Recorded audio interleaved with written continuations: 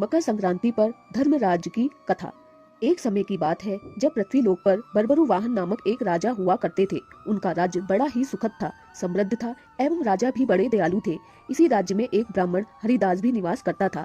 हरिदास एक तपस्वी था एवं उसका विवाह गुणवती से हुआ था, जो कि बहुत ही सुशील, धर्मवती एवं पतिव्रता महिला थी। गुणवती ने जीवन भर सभी देवी देवताओं की उपासना की थी और सभी प्रकार के व्रत किए थे एवं दान धर्म भी किया करती थी।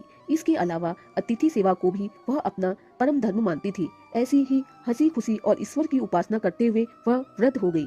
जब उसकी मृत्यु हुई तो यम धर्मराज के दूत उसे अपने साथ धर्मराजपुर ले गए। यमलोक में सुंदर सिंहासन पर धर्मराज विराजमान थे और उनके ही पास में चित्रगुप्त भी बैठे थे। आपको पता ही होगा कि चित्रगुप्त के पास सभी प्राणियों के पाप पुण्य का लेखा जोखा होता है। चित्रगुप्त प्रभु को प्राणियों का लेखा जोखा सुना रहे थे, तभी वहां यमदूत गुणवती को लेकर पहुंच जाते हैं। गुणवती उन्हें देखकर थोड़ी भयभीत हुई और मुंह नीचे कर खड़ी हो गई। चित्रगुप्त ने गुणवती का ब्यौरा निकाला और धर्मराज को बताया। धर्मराज ने पूरा ब्यौरा देखा और वे प्रसन्न हुए, परंतु फिर भी उनके मुखमंडल पर थोड़ी उदासी भी छाई हुई थी। यह देखकर गुणवती ने पूछा, हे प्रभु, मैंने तो सारे सत्कर्म ही किए, फिर भी आपके मुंह पर यह उदासी छाई है, इसका कारण क्या है? कृपया करके मुझे बताइए प्रभु, मुझसे क्या भूल हो गई? यम धर्मराज ने उत्तर में कहा, हे देवी, तुमने सभी देवी देवताओं के व्रत किए हैं, उपासना की है, परंतु कभी तुमने मेरे नाम से कुछ पूजा या पाठ या कोई भी दान धर्म नहीं किया है। धर्मराज की यह बात सुनते ही गुणवती क्षमा याचना करने लगी और कहने लगी, हे प्रभु, मुझे आपकी उपासना के बारे में कुछ ज्ञात नहीं है। मैं नहीं जानती आपकी उपासना कैसे करते हैं। कृपया करके मुझे वह उपाय बताइए प्रभु, जिससे कि सभी मनुष्य आपकी कृपा के पात्र बन सके।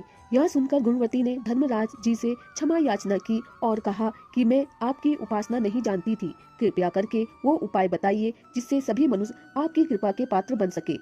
मैं आपके मुंह से आपकी भक्ति का मार्ग सुनना चाहती हूँ और मेरी यह इच्छा है कि मृत्यु लोक यानी कि धरती पर वापस जाकर आपकी भक्ति करूँ और सभी लोगों को इसके बारे में भी बताऊं।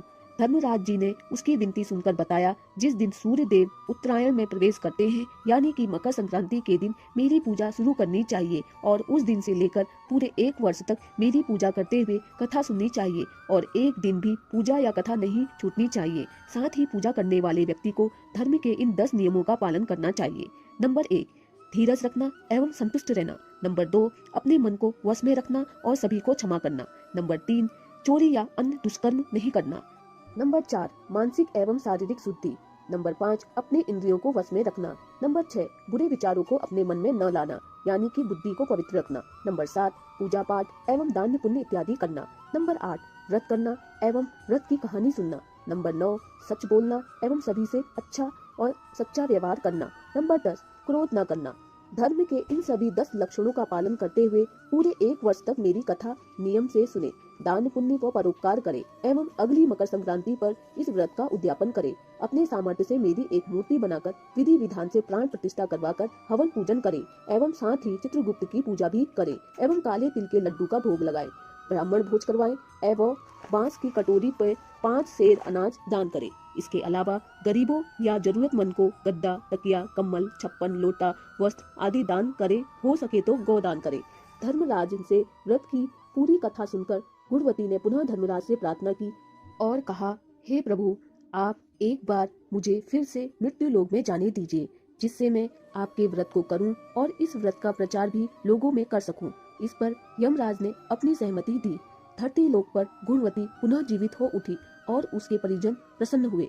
गुणवती ने धर्मराज से हुए वार्तालाप के बारे में अपने पतिदेव को बताया और कहा कि हम यह व्रत अवश्य करेंगे और धर्म के नियमों का पालन भी करेंगे।